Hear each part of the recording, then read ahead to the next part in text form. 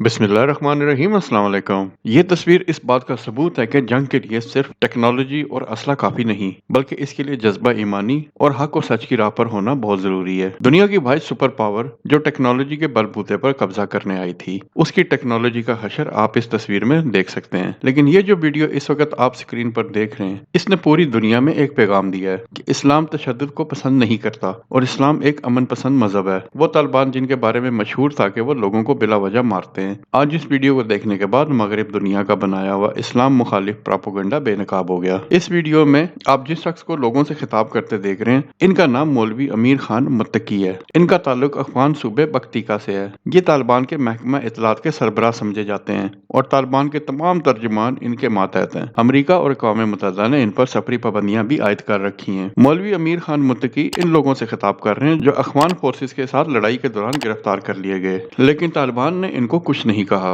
और इस वीडियो में इनको यकीन दहाई कराई जा रही है कि वो इनके भाई हैं और इनको हाथ तक नहीं लगाया जाएगा। सरेंडर करने वाले काबुल हुकूमत के फौजियों को हर किस्म की तहफ़्फ़ुज़ की यकीन दहानी कराई जा रही है। इनके जान माल इज्जत आबरू सब की हिफाजत की जाएगी और इस बात की भी यकीन दहाई कराई जा रही है कि मुस्तकबिल में इनको नौकरियां और रोजगार के मौके भी फराहम किए जाएंगे। इनको दावत दी जा रही है कि वो तालिबान के साथ मिलकर इस्लाम की खातिर इस्लाम के दुश्मनों के खिलाफ जिहाद में शामिल हो जाएं। गनी हुकूमत की फौज का मुराल पहले से ही डाउन है और अफगान फोर्सेस इस तरह के हालात देखने के बाद सरेंडर पर सरेंडर किए जा रहे हैं, क्योंकि गनी हुकूमत के फौजियों को एक तो काफी महीनों से तनख्वाह भी नहीं मिली, दूसरा वो अपनी जान बचाने के लिए तालिबान फोर्सेस को ज्वाइन करते जा रहे हैं, जिसकी वजह से तालिबान पे दर पे हमले करने के बाद मजीद इलाकों पे काबिज होते जा रहे हैं। आप सबको मालूम है और तारीख गवाह रहेगी कि अमरीका जो कि इंसानी हकूक का अलंबरदार बनना फिरता है, इसने जब अफगानिस्तान में जंगी कैदी पकड़े थे तो इनके साथ क्यूबा के ग्वांटामो जेलों में किस किस्म के अजियतें और गैर इंसानी सलूक किया था, इसकी मिसाल दुनिया में नहीं मिलती। लेकिन अजीब सी बात है कि एक जालिम ने इतना जुल्म किया और उसके बाद अब अपने जुल्म को याद करते वक्त उसकी बात सुनना भी उसको गवारा नहीं। अफगानिस्तान को छोड़ो, कोई अच्छी बात करो, और अब अमेरिकी सदर जो बाइडेन अफगानिस्तान का नाम सुनने पर भी तैयार नहीं। 20 साल तक जिस मुल्क पर कब्जा किए रखा, अब इसका नाम सुनना इनको गवारा नहीं है, क्योंकि एक सहाफी ने जब जो बाइडेन से अफगानिस्तान के बारे में सवाल किया तो कहा कि मैं आज किसी किस्म के कोई मनफी सवाल का जवाब देना पसंद नहीं करता, जिससे ये बात तो वाज़ेह हो गई कि अब अमेरिकी पॉलिसी में अफगानिस्तान तरजीह नहीं रहा।